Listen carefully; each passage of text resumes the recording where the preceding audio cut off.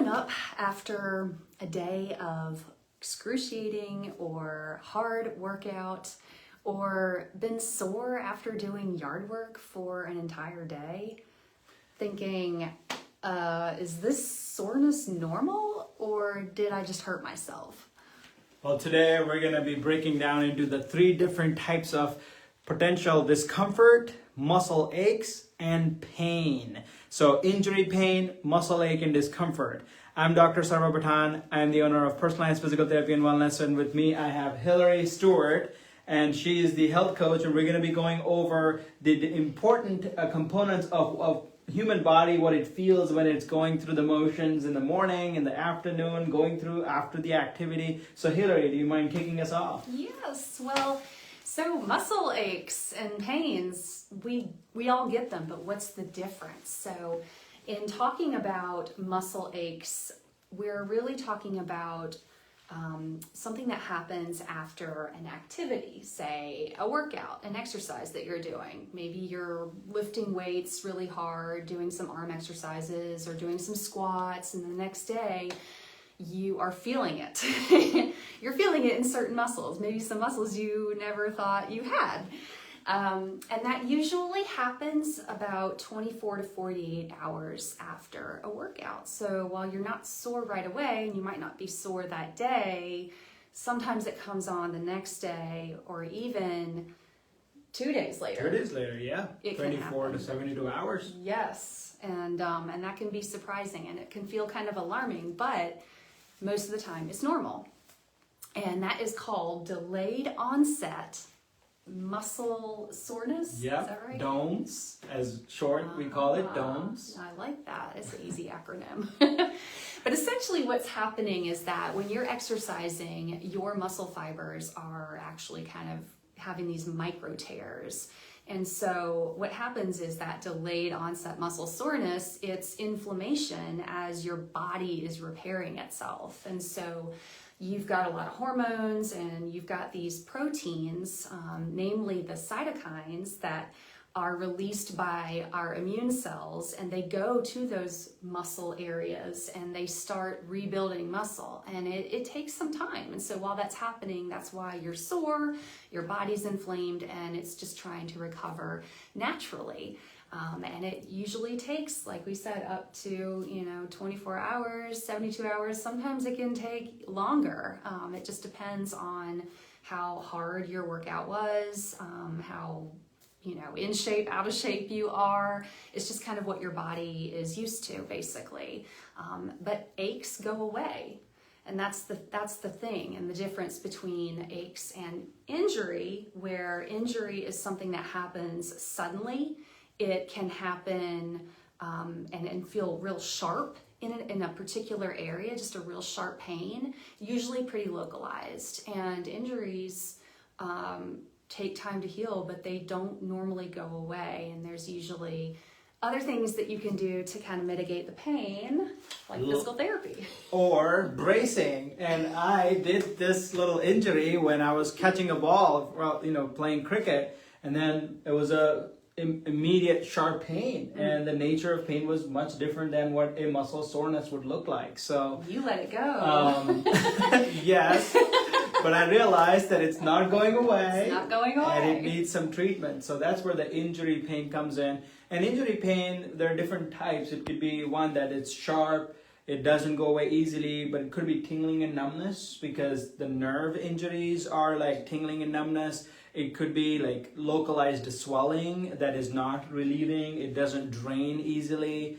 It could be bruising in the area, and just that the bone is bruised and you have not been able to just clear out the bruising, and there's some underlying. And let's say if it was a rib soreness, that you had a fall and it kind of hit the impact, that it might be difficult for you to breathe, and breathing can cause discomfort as well. So that's another layer of injury, soreness that happens with pain.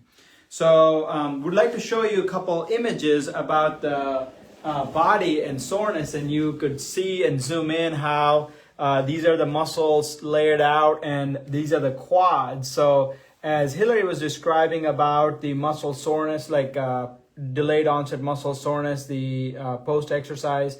And these are the regions where, because these are the fine lines, there are muscle fibers that are lined up longitudinally like that.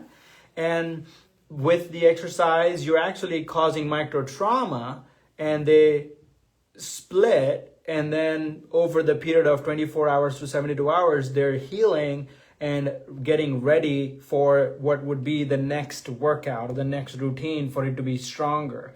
And that's how you notice increase in strength gain, is that over a period of 2 weeks, 3 weeks, you notice that actually my muscles are getting stronger. I'm able to handle more weight. I'm feeling the cuts and the routines, is that I'm able to handle more because the muscles are ready and gone through that physiological change. Yeah, and it's a habit. It's something that you actually start building, no pun intended, with those proteins that are building muscle, that you are building a habit at the same time, especially when you do it routinely.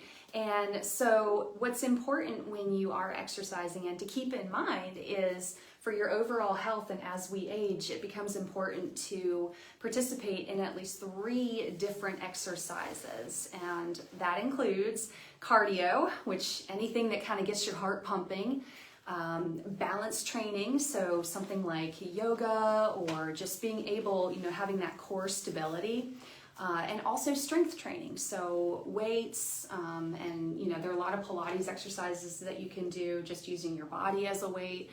But all of those are important as we age. We tend to lose muscle mass as we get older, and it's also harder to maintain unless you're doing it routinely, making a habit out of it. And just be mindful that as you are helping to build muscles, your body does need more water, so you want to stay hydrated while you're doing exercises. You also want to make sure that you're stretching as well, because those muscles tighten up, and you just want to keep things flexible, and you want to mitigate the pain, and just also getting good sleep too. Sleep is important in recovery, just period, and our bodies need that recovery time to rebuild and repair. Otherwise, we're always in this constant state of inflammation. Yeah. And the recommendations by the CDC is that for strength training, you want to be able to do about 30 minutes of strength training at least 3 times a week. So 150, 90 minutes of strength training in the week. And also for the cardio, like 30 minutes every day, up to 5 days in the week. So that's a recommendation. If you can get in strength training twice a week and maybe even like 3 days a week cardio and have like a 5-day routine, that's a great routine to kind of keep up with and follow and mix things up, like Hillary mentioned about Pilates, yoga, things like that. So in closing, what do you think people can take home and start doing? Listen to your body. That is one of the biggest things I think that you can do when you're doing anything, really. I mean, if you feel pain coming on, stop. Don't push yourself. Know your body's limits. And with time, it takes some practice, but you start to develop habits, which turn into a routine, and then your body becomes used to doing certain movements. So it just takes time. And being able to understand and kind of know those body signals. We're all different, so just being mindful that your limitations are going to be different from somebody else, and it's okay if you have to slow down, if you have to stop. Don't push yourself too hard. Yeah, and so if you have any discomfort, ache, or pain, comment below and let us know how we can help you. We'll look forward to seeing you next week. Bye.